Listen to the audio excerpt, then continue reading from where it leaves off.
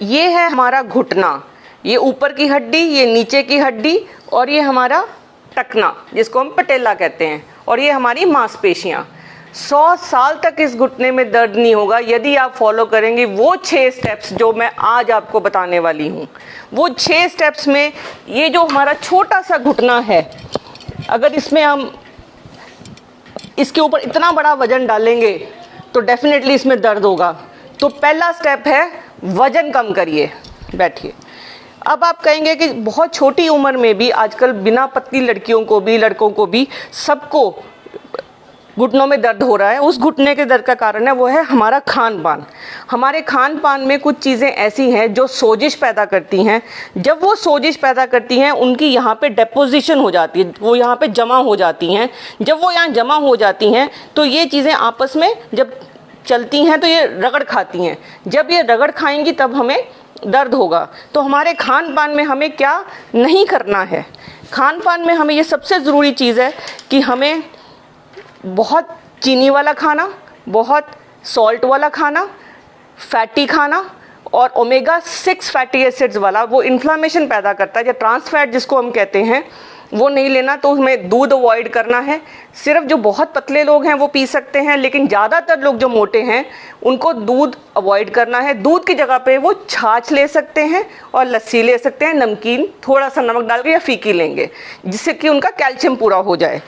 खान पान अगर हम फ्रेश फ्रूट्स रखेंगे, हर्ब्स रखेंगे, अदरक है, हल्दी है, कड़ी पत्ता है और ऑरेंज, एप्पल, पाइनएप्पल, ये सब ऐड रखेंगे तो इस घुटने में कभी भी आपको दर्द नहीं होगा।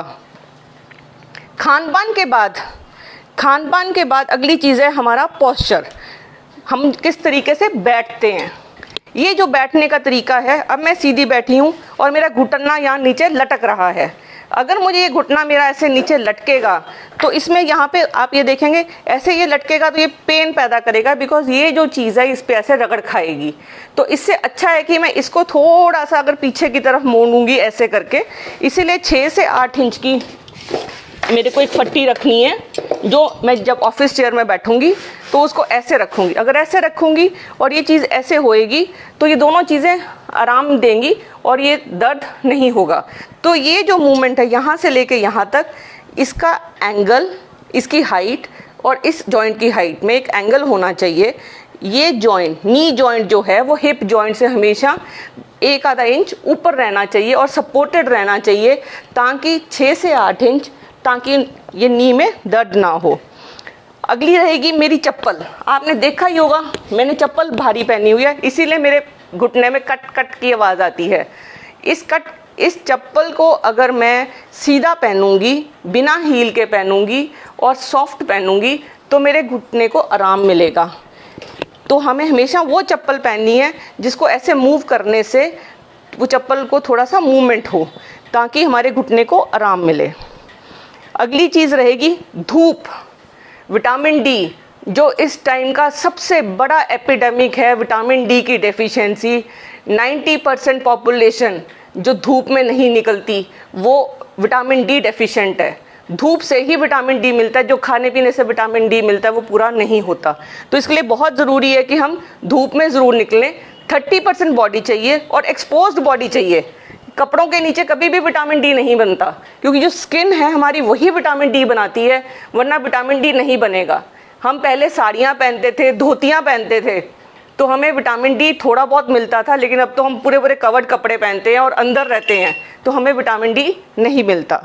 ये हुआ हमारे 5 स्टेप्स। अब फाइनली जो हमारी चीज़, जो रामबाण है घुटने के दर्द को ठीक करने के लिए, और हमेशा जब हम ऑफिस में बैठे हैं, जब हम कहते हैं हमारे पास समय नहीं है, हमें सिर्फ दिमाग में ये रखना है कि मुझे अपना घुटना ठीक रखना है।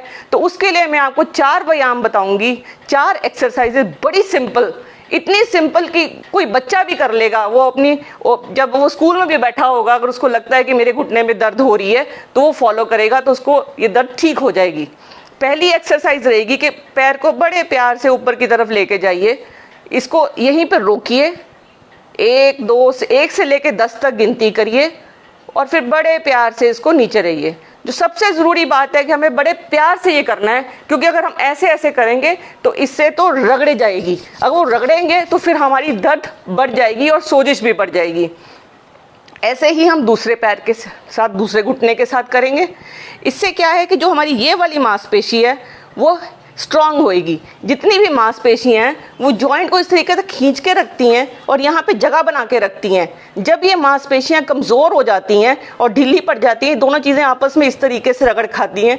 जब ये रगड़ खाएंगी, ये जो जॉइंट स्पेस है ये कम हो जाती है, ये एक दूसरे पे रगड़ खाती हैं तो बहुत पेन होती है और तभी नी प्लेसमेंट की बारी आ जाती है। इस मसल की जिम्मेवारी आपकी है। ये हुई पहली एक्सरसाइज। अगली एक्सरसाइज रहेगी, इस पैर को सीधा रखेंगे और केवल ऐसे ऐसे करेंगे। इससे जो पीछे वाले आपके मसल्स हैं, जो पीछे टांग के पीछे हैं, वो हेल्दी रहेंगे आपके। बस आपको ये भी 10 बार करना है यूं यूं करके, और मूवमेंट है आगे पीछे की, खींच के रखना है ऐसे दूसरे घुटने के साथ। फिर आएगी तीसरी एक्सरसाइज, एक फिस्ट मुट्ठी बनाएंगे। हमारे को कोई चीज़ की ज़रूरत नहीं है, सिर्फ हमारे हाथ ही काफ़ी हैं। दोनों घुटनों के बीच में ऐसे रखेंगे और इसको खूब ज़ोर से दबाएंगे। इससे जो हमारा जो बीच वाला मसल है, जो अंदर की तरफ जो मसल्स हैं, जो यहाँ पे जो मसल्स हैं, वो ठीक होएंगे और स्ट्रांग हो जाएंगे। इसके बाद नेक्स्ट एक्सरसाइज रहेगी, ये साइड पे हाथ रखेंगे हम, इसको ऐसे दबाएंगे और हाथ को अंदर की तरफ, घुटने को बाहर की तरफ, इसको ऐसे दबाएंगे। ये एक्सरसाइज 10 की काउंटिंग पे 4 एक्सरसाइजेस 10 की काउंटिंग के लिए दिन में 2 बार करेंगे और हर एक्सरसाइज आपने 10 बार करनी है। ये जो 4 × 10 × 10 है, 2 × 4 × 10 × 10 है और × 2 है, ये जो फॉर्मूला है आपका, ये आपके घुटने को 100 साल तक दर्द नहीं होने देगा। अगर आपको ये इन्फॉर्मेशन अच्छी लगी हो, इसको आप शेयर करिए